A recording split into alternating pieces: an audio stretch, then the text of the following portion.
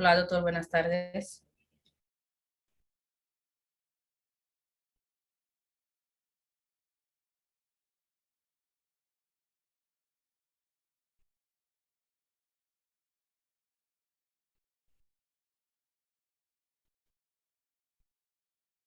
¿Me escucha? Acho que sí.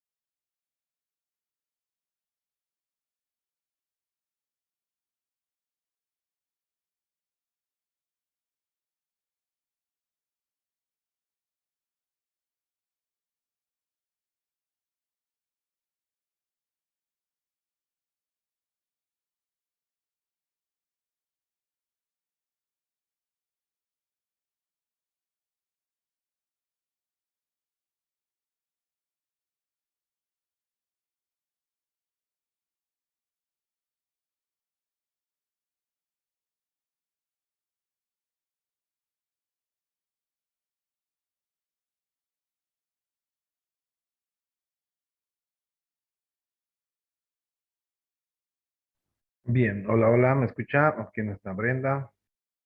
Hola, doctor, buenas Ay, tardes. ¿Me ¿qué pasó escucha? con, hola, ¿le escuchó? ¿Qué pasó con sus compañeros? No sé, doctor. Bueno, bien, mándeme como siempre sus nombres y códigos por el chat, ¿ok? Para el control de asistencia. Y vamos a ver ahora un tema que es complementando el tema de la anterior clase, que era el trauma cervical. Ahora vamos a ver trauma laringio, ¿no? Que es el último tema que tenemos acerca de trauma. Y ya la siguiente clase va a ser netamente tiroides. ¿Ok? Ya.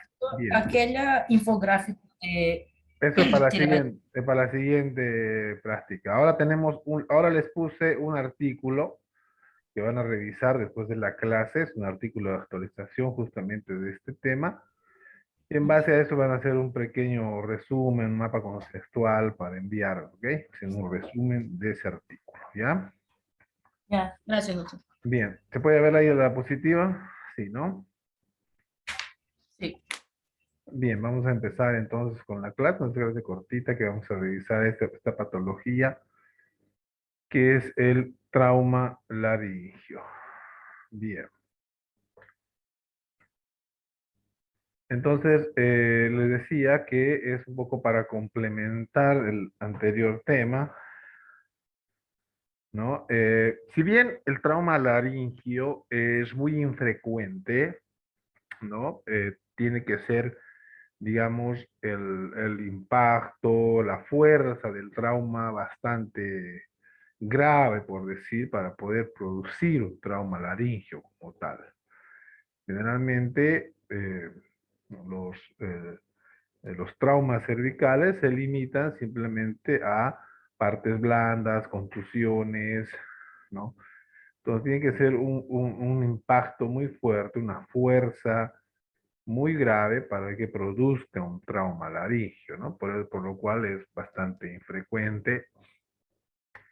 Eh, pero es muy importante saber diagnosticar en su momento, porque al final y al cabo, va a ser este que es una de las patologías que complica la vía aérea principalmente y de ahí también compromete pues la vida del paciente, ¿no? En la anterior clase les decía que hay situaciones que comprometen la vida del paciente, ¿cierto? Habíamos hablado de la obstrucción de la vía aérea y justamente una de las principales causas de esa obstrucción es el trauma laringio, ¿no? Por lo cual es importante que sepamos reconocer, valorar, ¿no? Cuál es la clínica de un trauma laringio, porque depende a esto, depende a la atención que se le dé a nuestro paciente a poder identificar si hay un no trauma laringio, puede resultar que puede resultar de vital importancia para el paciente, ¿cierto? Entonces, es importante, fundamental, imprescindible poder diagnosticar, ¿no? Un trauma laringio. Como le decía, no es muy frecuente. Fíjense usted las estadísticas de 30.000, generalmente un porcentaje de 1% se va a producir esta patología. Generalmente el manejo es más de especialidad, ¿no? De otorrinolaringología. Pero como le decía, tenemos que saber identificar, ¿no? Bien. Al igual que el trauma cervical que habíamos visto en la anterior clase, habíamos clasificado en cerrado y abierto, ¿cierto? Esto en función a si hay o no lesión del platisma, ¿no? Le decía que las lesiones que vencen, que dañan, que comprometen el platisma, nos lo vamos a considerar como lesiones o trauma cervical abierto, ¿cierto? Las lesiones superficiales que no comprometan, que no dañen el músculo platisma, simplemente van a ser consideradas como heridas superficiales en cuello, ¿no? Eso habíamos revisado en la anterior clase, ¿no? Eso es un dato importante, ojo con ese concepto, ¿ok? Bueno, entre las causas vamos a tener aquellas que van a producir un trauma laringio cerrado, principalmente los accidentes de tráfico, ¿no? Las agresiones o lesiones deportivas, como ven ahí, ¿no? Golpes directos al cuello, ¿no? La falta de uso de protectores anatómicos, ¿no? Pueden llegar a producir, ¿no? Las lesiones a nivel de la laringe, ¿no? Normalmente un reflejo, digamos, para evitar el trauma laringio es la flexión del cuello, ¿cierto? Entonces es un mecanismo de defensa. Cuando nosotros flexionamos el cuello, ¿no? Evitamos que se produzca un daño directo a la laringe, ¿no? Pero cuando tenemos el cuello hiperextendido, ¿no? Cuando por alguna razón tenemos el cuello hiperextendido y se produce el trauma en esa posición del cuello, obviamente esto expone, ¿no? Expone el esqueleto laringio, ¿no? A que sea dañado, ¿no? Por algún trauma, ¿cierto? Entonces, las lesiones al nivel de la laringe se van a producir principalmente cuando el paciente tiene el cuello hiperextendido, ¿no? Cuando hay una exposición del esqueleto de la laringe, ¿no? También va a haber otras situaciones de aplastamiento, ¿no? En esas situaciones en las cuales el peso, ¿no? Viene de la parte superior, digamos, y produce un aplastamiento a nivel del cuello, que también es un mecanismo para producir lesión. Los traumatismos de moderada gravedad, ¿no? Pueden producir un poco de deformidad a nivel de la laringe, ¿no? Lo cual se denomina sillazamiento, ¿no? Cuando hay una deformidad entre el músculo vocal y el pericondrio interno, es la capa más interna de la laringe, y la parte de la glotis, ¿cierto? Entonces, esto será un cizallamiento, ¿no? Una deformidad de la pared lateral de la laringe, ¿no? En definitiva, ¿no? El sillazamiento puede darse por situaciones de edema, ¿no? Inflamatorios, producto de la contusión, o por algún desgarro a nivel de las arterias o vasos que nutren la laringe, produciendo hematoma, ¿no? Colecciones de sangre a nivel de la pared de laringe, lo cual va a dar una deformidad, ¿cierto? A lo que se llama, repito, sillazamiento, ¿no? En caso de traumas más severos, ¿no? Cuando el impacto viene con una gran, acompañada de una gran fuerza, puede llegar incluso a producir soluciones de continuidad en el cartílago tiroides, ¿no? O en el cartílago cricoides, que forman la laringe, ¿cierto?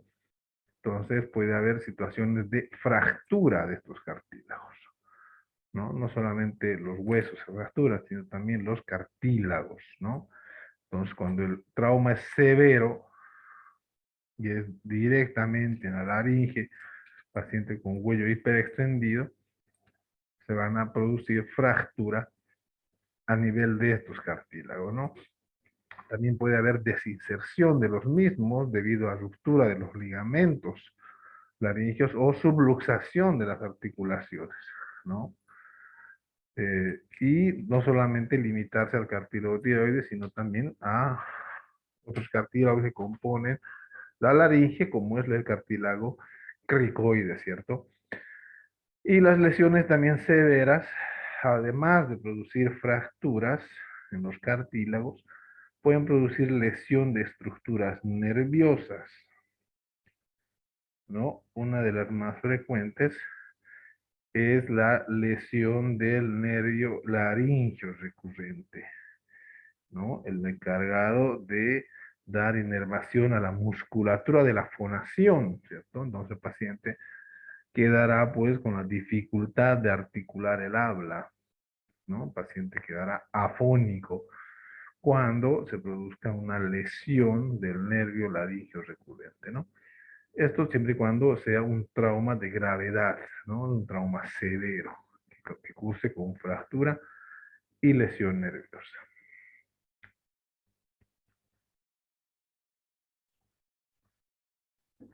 Les decía que las lesiones directas sobre un cuello hiperextendido son las causas más frecuentes, ¿no? Son las llamadas lesiones en tendedero, ¿no? Recuerda mucho cuando uno está caminando y de manera desapercibida o distraída y puede chocarse con el tendedero de ropa, ¿no? Entonces, generalmente a nivel del cuello, ¿no? Por eso se llama lesión en tendedero, es la más frecuente, por cierto, también.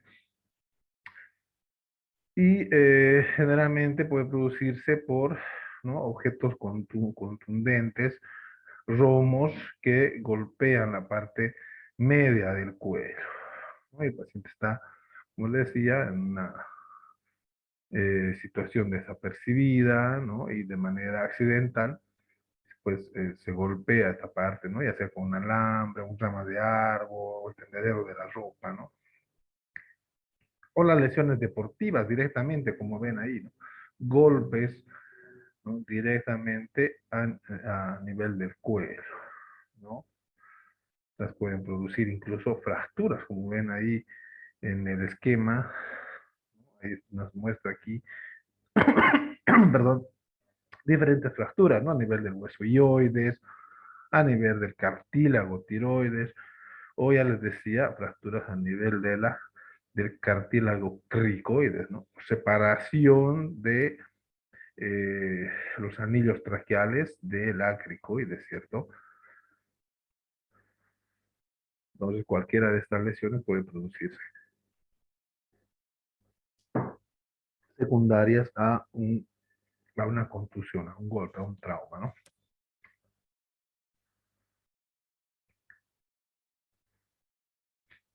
Bueno, este es el mismo gráfico que vimos anteriormente. Las lesiones pueden darse a distintos niveles, ¿no? A nivel de la ioides, tiroides, cricoides, los cartílagos de la tráquea. Les decía que el trauma cerrado, ¿no?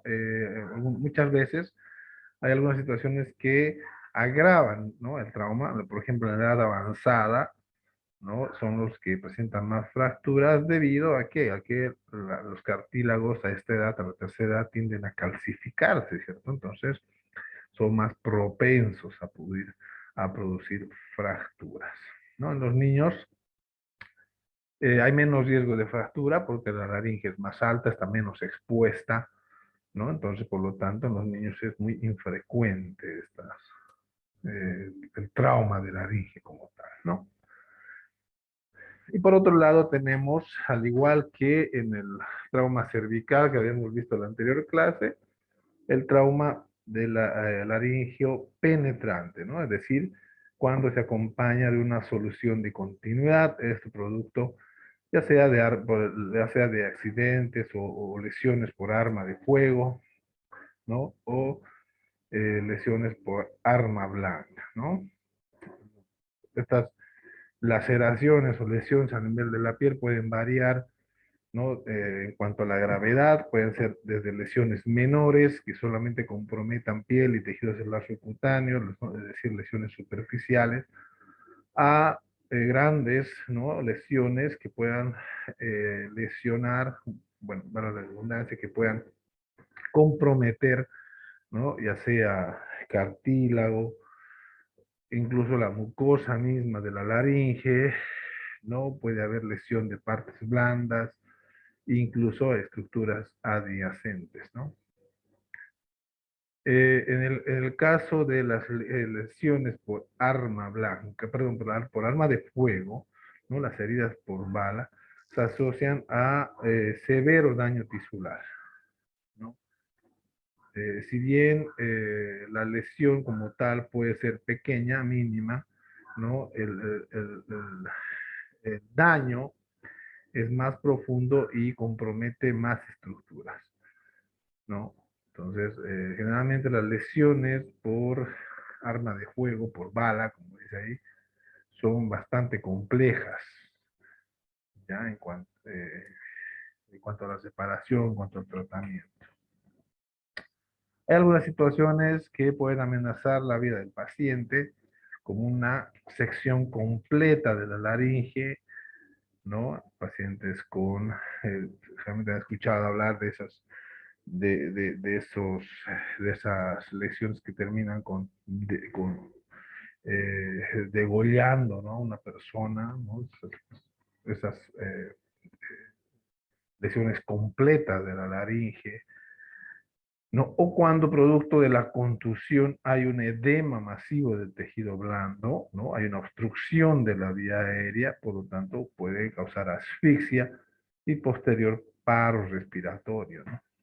O lesiones neurovasculares, ¿no? Que puedan comprometer la musculatura principal de la respiración y de ahí, de esa manera, producir un paro respiratorio, ¿no? Entonces, las situaciones de gravedad no están dadas principalmente por la obstrucción o ocupamiento de la vía aérea, ¿no? De ahí que es fundamental, les decía, en el ABC del manejo del paciente traumatológico o el paciente traumatizado, eh, el control de la vía aérea, ¿cierto?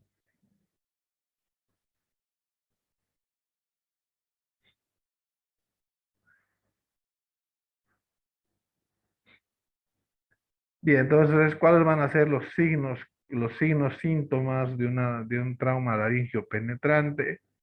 ¿No? En realidad, cualquier paciente con un trauma de cuello se debe considerar que hay lesión de vía aérea superior hasta que se demuestre lo contrario, ¿no? Generalmente el paciente va a presentar ronquera, dolor laringio, disnea, dificultad para respirar, así como disfagia también, ¿no? Si hay lesión profunda, les decía, de las cuerdas bucales, puede haber afonía, ¿no es cierto? En los cuales esté comprometida la luz laringia, es decir, haya signos de obstrucción, ¿no? Haya estridor, ronquera o afonía, paciente amerita realizar un procedimiento de salvataje que se llama traqueotomía, ¿no? Que es la incisión a nivel de la tráquea, los cartílagos, los primeros cartílagos traqueales, y a través de esta poder intubar al paciente, ¿no? Es una traqueotomía. Cuando, les vuelvo a repetir, la luz laringea está muy comprometida, ¿no? Cuando tiende a obstruirse, ¿cierto? Para vencer la obstrucción, tendremos que hacer una incisión por debajo de la obstrucción. Esto corresponderá a la tráquea, obviamente, para poder pasar una cánula a través de esta y garantizar que nuestro paciente reciba oxigenación, ¿cierto? La apnea también será un signo, síntoma, ¿no? De lesión laringea penetrante.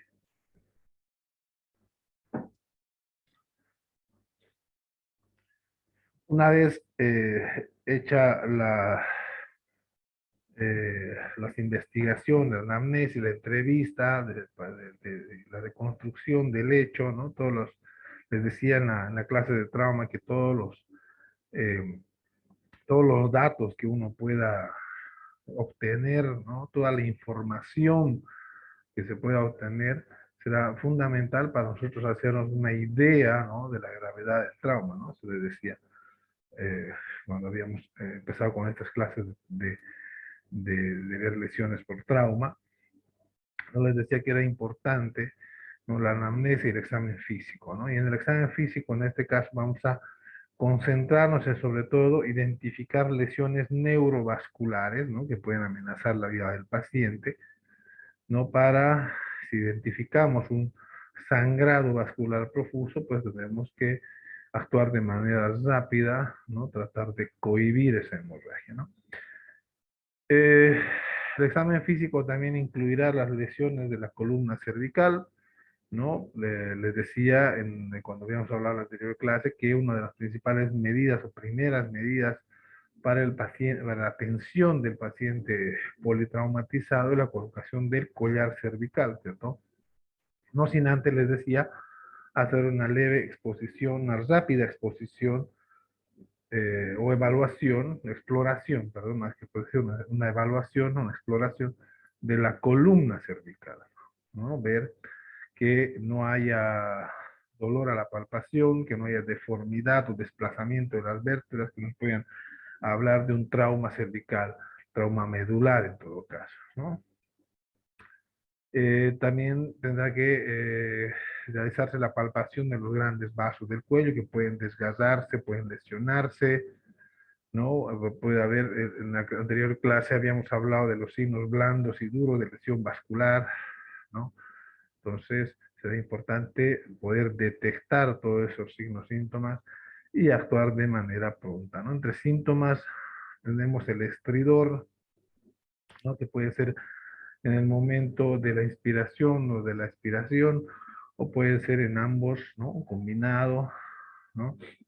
Generalmente el estridor, les decía, se produce cuando hay una obstrucción parcial por encima de la glotis, ¿no? Una obstrucción parcial supraglótica, se traducirá en estridor, ¿no? O también a nivel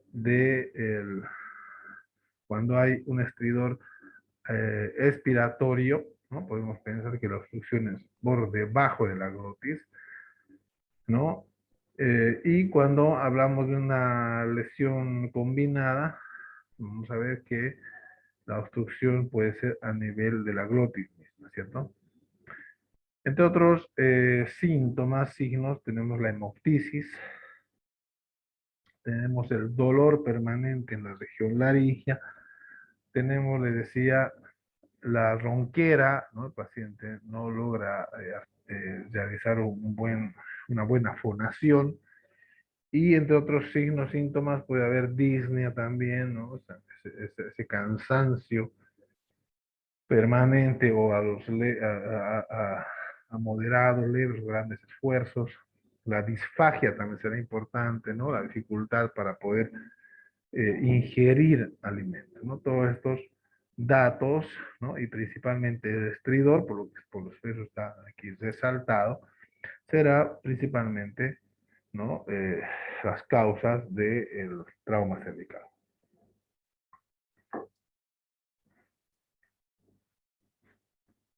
Dentro de los signos, Podemos presentar, el paciente puede presentar el enfisema subcutáneo, ¿no?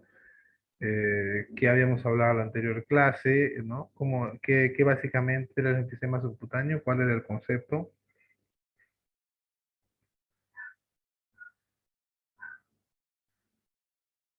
¿Cómo se presenta el enfisema subcutáneo? En la anterior clase les dije, a ver quién recuerda.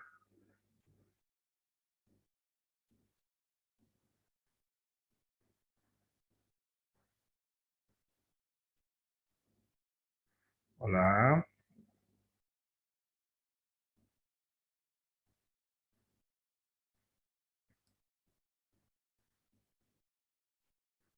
¿Qué pasó? No hay nadie en sala. Bueno, les No decía me que, acuerdo.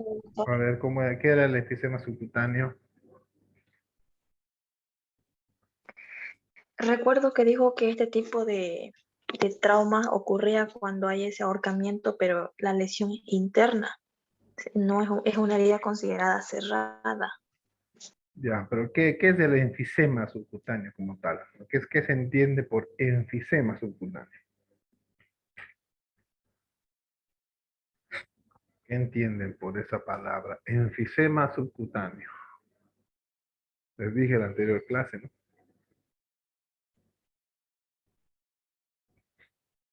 Les dije que generalmente era la acumulación o la presencia de aire en tejido subcutáneo, ¿no? Esto debido a que a lesión a nivel de la vía aérea o digestiva, ¿no? Eso producía que salga el aire hacia el espacio subcutáneo y ahí vaya acumulándose, ¿no? Se le decía. Entonces, ¿qué cambios va a producir eso en el cuello? Un ensanchamiento del cuello puede ser, ¿no? Y lo clásico es esa sensación de crépito al palpar el cuello, ¿no? Ese es el enfisema subcutáneo, ¿no?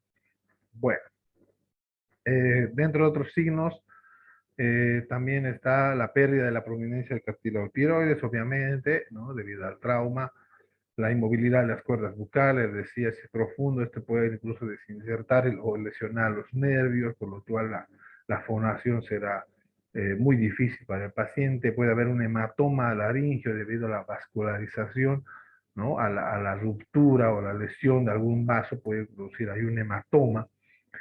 O el edema laringio, ¿no? Eh,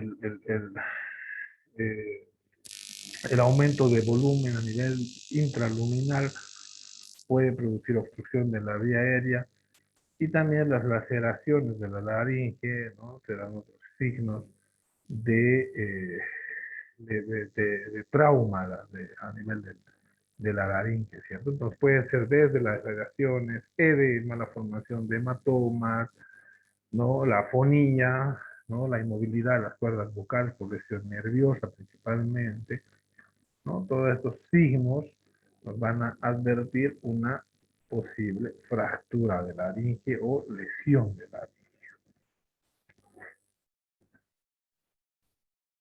Uno de los exámenes complementarios, ya entrando un poquito a lo que es los exámenes complementarios, es fundamental hacer una fibrobroncoscopía, ¿no? O una laringoscopía mediante fibra óptica, ¿cierto? Para poder ver de manera directa, ¿no? Explorar por dentro de la laringe, ¿no? Eso significa la endoscopía, ¿no? Y en este caso le hacemos la fibra por fibra óptica, ¿no? Una laringoscopía con fibra óptica para valorar, pues, ¿no es cierto?, el interior de la laringe, ¿no? Podemos valorar desde la movilidad de las cuerdas bucales, si hay alteraciones en el lumen, ¿no? Si el lumen está estrecho, si hay la presencia de un hematoma, o hay presencia de lesiones a nivel de la mucosa, que pueden ser laceraciones, ¿no es cierto? Y todo esto obviamente va a afectar a la permeabilidad de la vía aérea, ¿no? Cualquier lesión de la cuerda bucal, la presencia de hematomas, ¿no? La solución de continuidad en la lesión, en la mucosa laringea, o sea, es decir, las laceraciones. Todo esto en algún momento, ¿no? Puede complicar, ¿no? La vida del paciente si no se hace un tratamiento adecuado. Entonces, principalmente para complementar, ¿no?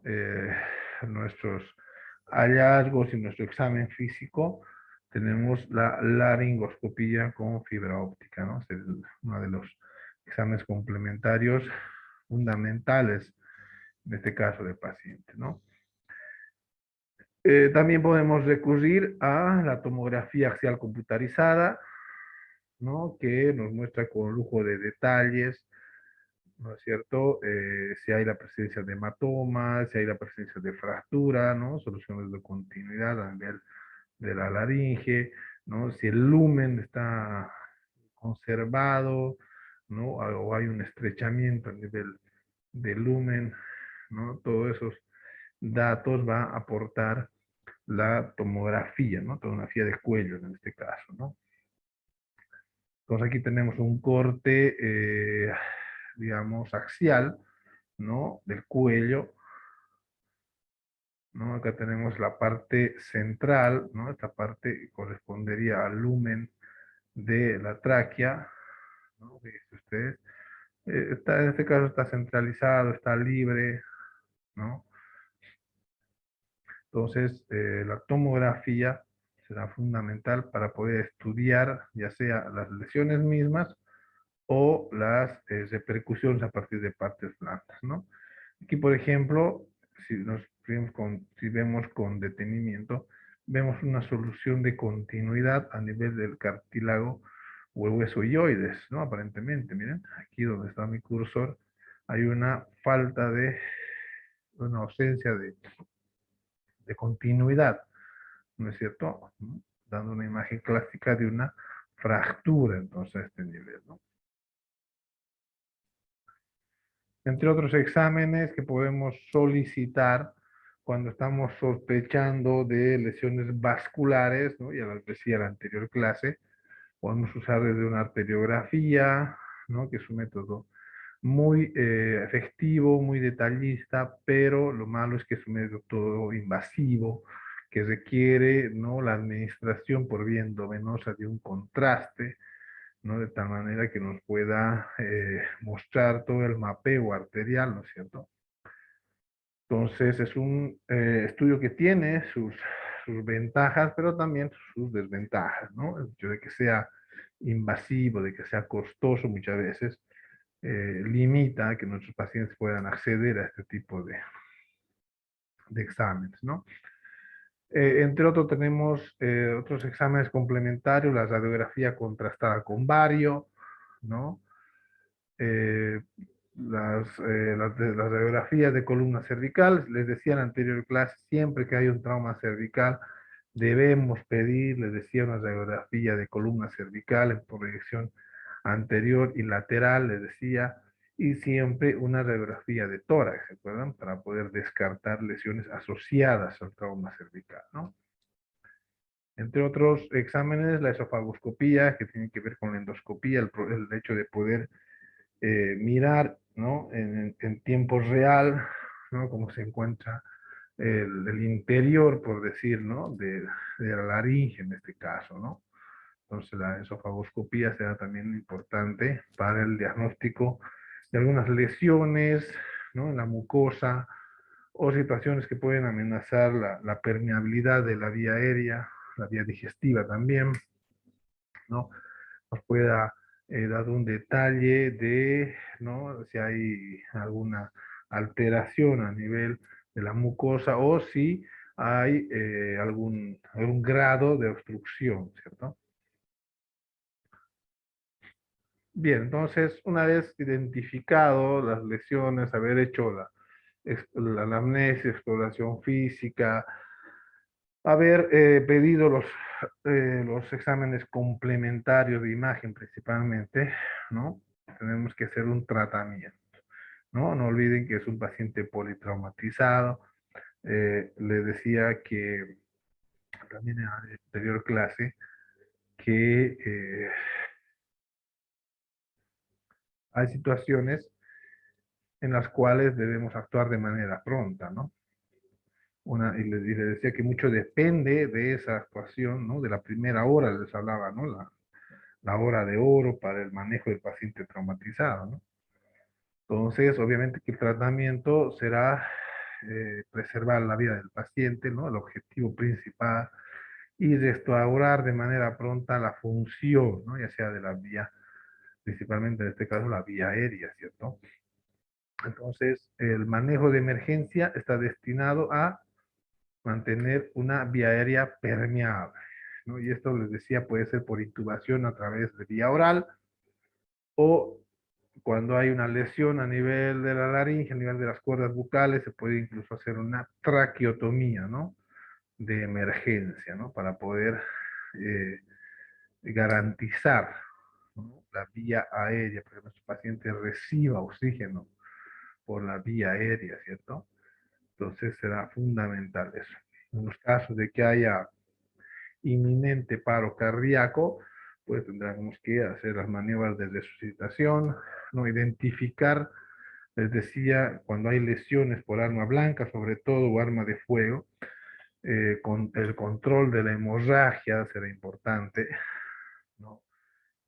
Hay métodos para poder cohibir, les decía, desde la simple compresión, ¿no? Hasta, veíamos en la anterior clase cómo podemos utilizar la sonda Foley, ¿no? La sonda Foley para poder hacer hemostasia en algunas lesiones en particular del cuello muy cercanas a elementos óseos y musculares, no se puede hacer compresión, ¿no?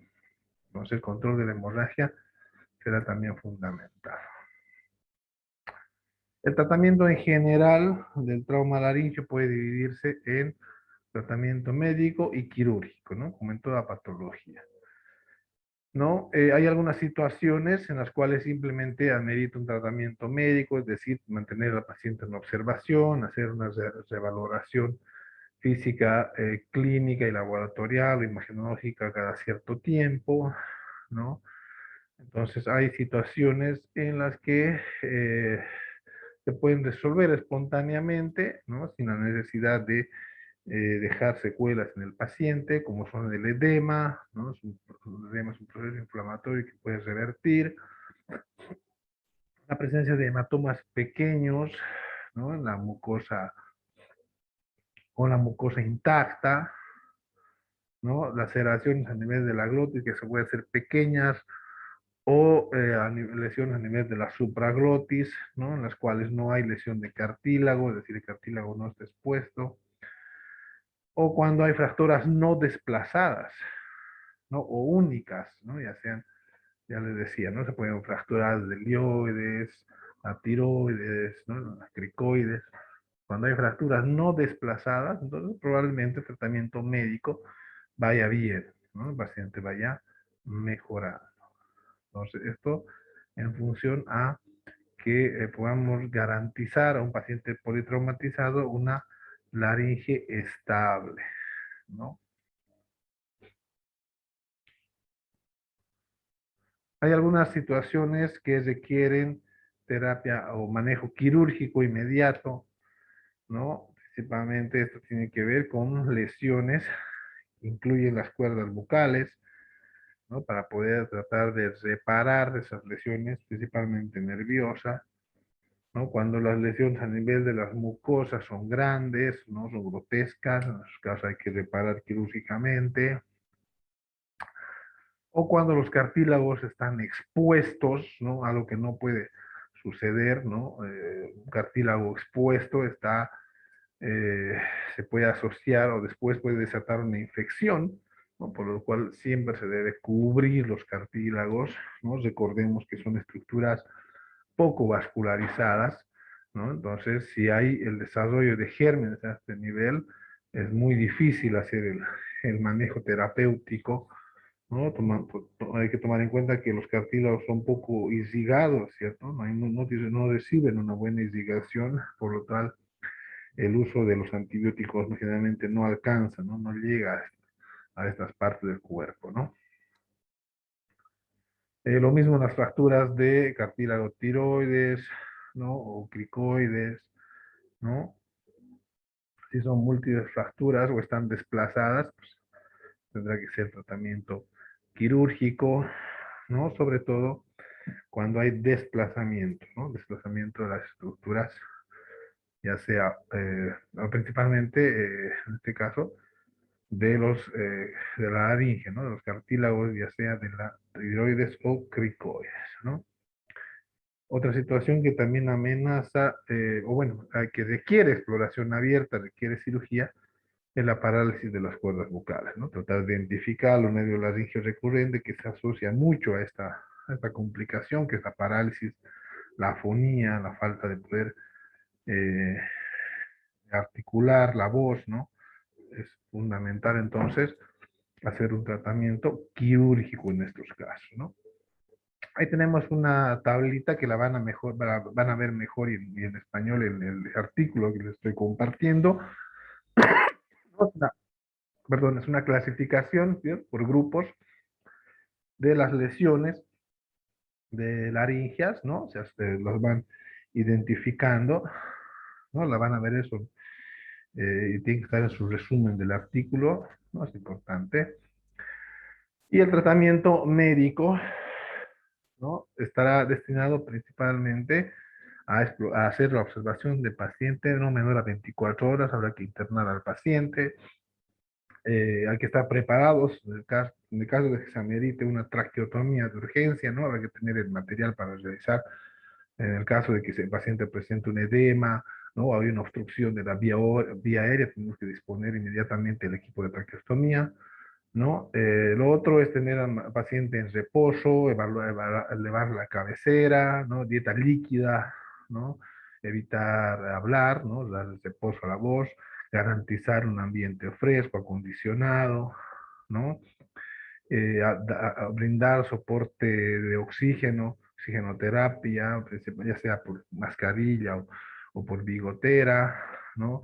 Tener también a mano el uso de corticoides, que son los principales antiinflamatorios, ¿cierto? Para en el caso de que se desarrolle un edema, se pueda revertir rápidamente. Y también la profilaxis antibiótica, sobre todo cuando hay lesiones eh, a nivel de la mucosa, ¿no? Lesiones que pueden en algún momento desencadenar infecciones, ¿no? Entonces, una profilaxis antibiótica siempre será importante, cubriendo sobre todo bacterias gram negativas y anaerobios, ¿no? Que son la flora bacteriana eh, que puede colonizar y desencadenar una infección. Bien, vamos a salir antes que se corte esto y vamos a volver por el mismo